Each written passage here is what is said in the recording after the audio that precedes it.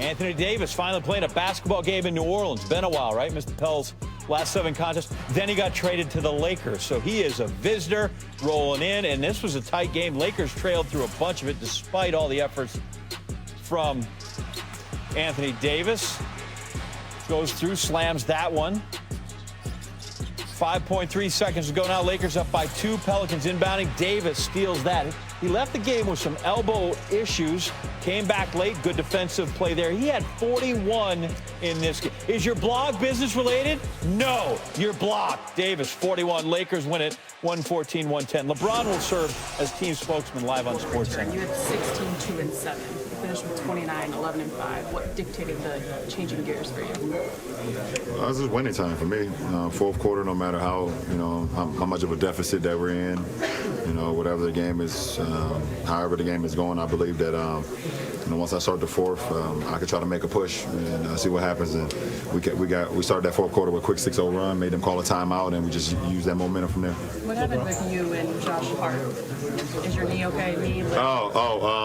Yeah, we went knee to knee. I was trying to cross over. His knee went right on top of my knee, so I was able to finish the game. Unfortunately, we got to catch on the flight. We got to get on the flight, so we're going to monitor that, on the flight and monitor it tomorrow on Thanksgiving and see what happens on Friday. LeBron, how much did you want to get this win for AD?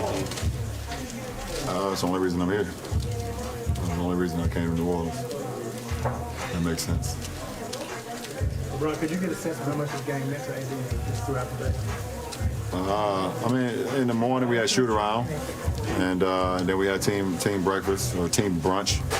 And, we all separated at that point. But then, we understood. Anytime you go back to a place where you've made a mark and you've started your career, you've played significant minutes and gave a lot to the community and gave a lot to the franchise, you want to come back and play well and you want to win. Because at the end of the day, that's what this league is all about. And so we knew that as his brothers, and we wanted to try to, fulfill that goal that he has set. What feeling do you have when you see him jump the passing lane and get that steal from Drew when they had a chance to, extend the game with that ball? Yeah, we're just trying to do our job, man, and it was my job to try to pressure Drew and out of bounds, try to make it as tough as possible. I had the internal clock in my head, and I knew it was getting close to 5 seconds. So, when I turned around and seen AD had intercepted that pass, I knew pretty much the ball game was over. At the end of that, when he was hugging people and exchanging jerseys with Drew, did you see a weight come off AD's shoulders a little bit by getting that win? Yeah. I think he can now, kind of put that behind him. They still love him here. Listen, you heard a lot of cheers as well. You heard some boos. Obviously, some people are going to boo. Some people boo they don't even know why. It's just because they just want to be part of the spectacle. Some people are not even from New Orleans, are here for the game, and they just be booing. But you heard a lot of cheers tonight for AD as well, because they still love him, and I know he still loves the people that he had, that he spent 7 years with, that relationship there. So, but definitely, he can now move on. I think that's the only time that we come to New Orleans, so it's great for him. Do you think, Davis finishes with a season-best 41 points, 32nd 40-point game of his career, according to the Elias Sports Bureau. Most points in any player's first game versus former team in NBA history. He and LeBron combined for 70, means LeBron had 29 and went over 33,000 points. Sports Center tonight after Lakers Pels, John Anderson, Michael Eaves post-game reactions to Anthony Davis's return, and inside the Falcons' tough test defending the Saints' Michael Thomas. All right, guys, let's talk a little bit about Anthony Davis's return. Started with a lot of boos from the Pelicans fans. Were they right to feel some kind of way there tonight? I know fan is short for fanatic, but my thing is, AD has 27 points in the first half. I think fans have forgotten how incredible of a player he is. And also, I didn't hear the fans booing management. Because if you're AD, you're saying, I've been here for 7 years. I've been an all-star 6 of the 7 years I've been here. Even in my last year where I wanted to get out, and I had the second lowest minutes of my career, I averaged 25 and 12. 25 and 12, what else do you need me to do for you? I just want to win. Because you averaged 25 and 12, because you're one of the top 5 players allegedly in the game, is actually why they're booing, Jay. How about this? There's a reason why the Cavs fans booed LeBron when he left in return. There's a reason why OKC fans booed KD when he returned. And there's a reason why Toronto Raptors fans will not boo Kawhi Leonard. But also, you know why? Because he delivered. But you need management to help you deliver as a Correct. player. You need to be surrounded with the right pieces, and that's critical. That didn't happen for AD. Look, I think there are fans who would have understood if he had turned down the Supermax over the summer and then gone to get traded. It's that he asked for a trade in the middle of the season. I think that's kind of where we are. Yeah. All right. Not only is AD cooking, Drew Holiday is cooking as well. 25 points for him. Look at him nail this three. 12 threes from the Pelicans in the first half.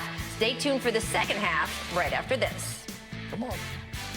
NBA halftime. Start with you on this as a UCLA guy. Looking at the Lakers, 15-2, 8 straight wins. I mean, they're just rolling. And when you think about Anthony Davis's time in New Orleans, he always had to carry the team to wins. It's clearly a better situation for him and how this season has started in LA. Yeah, he's a great guy next to him, maybe one of the best players to ever play if he can maybe win 2 more championships.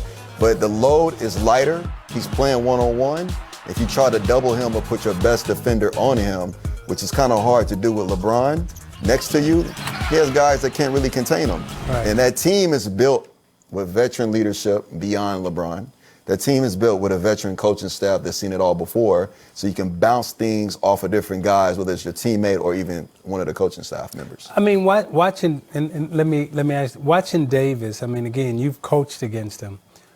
What has been the biggest development that you've seen in him in the last couple of years that he didn't have when he was younger? I would just say persistence. You know, when I coached against him, we used P.J. Tucker. He did not like a smaller, stronger guard up under him because his edge on taller players is that I'm quicker and I'm faster and I'm more skilled. They can't move. They're not that agile. But if you put a P.J. Tucker under him and just kind of beat him up and get up under him defensively, like Dick Harder used to teach us, it kind of takes away his advantage and it forces him to shoot over the top and become just a, consistent jump shooter without using the dribble. Mm-hmm. When I look at the Pelicans and seeing what they got for Anthony Davis, Brandon Ingram seems to be the crown jewel in that, averaging 26 points per game. For the Lakers, the situation was they needed to make sure they developed faster, and Anthony Davis has clearly helped that to happen. But for Brandon Ingram and the guys that came over from L.A. to New Orleans, his development is really the most impressive of the three. Yeah, and I think with Ingram, all he needed was opportunity. Mm-hmm. And when you're playing with LeBron James, you're not talking about developing.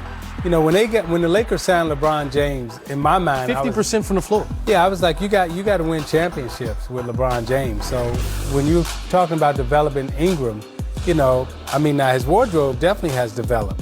But now that he's with the Pelicans, I think he gets more opportunity. He gets more shot attempts. And I think Alvin Gentry is the perfect coach for him. And that system that Alvin runs is the perfect place for him. Earl, talk to us about the UCLA guy in New Orleans now, Lonzo Ball. I mean, second pick in the draft. Here's a guy that came in with such fanfare. His numbers are still good, but in 11 games in New Orleans so far, what do you think of how he's performed? You have unique personalities. See, you know this, whether it's a teammate or you're coaching a player or you draft a player, you have to get into that psyche. And a lot of times it's not basketball, it's trust off the court to where they can come to you and feel vulnerable and have conversations that today I'm just not that confident, or what do you think about this? But Lonzo, we need Zoe as a big brother. We need Zoe to be more aggressive. We need to take more chances. The fear of not being afraid what's on the other side of being comfortable is where I see him really propelling that team to another level. And I think he needs Zion. That's the type of player he is. He needs some guy that can get to the rim, and he needs some guy that can kick out for the three. They have the shooters. Now he needs some guy that can put pressure on the back line, that defense for lobs. I think you hit on a key word when you said that athlete and that professional player has to feel vulnerable. Vulnerable enough to trust the people that are around him, coaching staff, so forth and so on. And clearly he didn't have that in L.A., and we're hoping that he gets that in New Orleans. Because, I'm like you. I've watched him since high school and in college.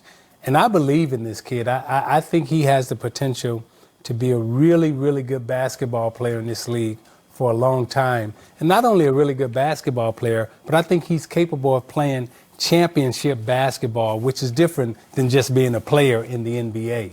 You know what I would tell him? I would say, hey, Zoe, because he can rebound the ball. If you rebound the ball, he's such a great passer. He sees it so easy.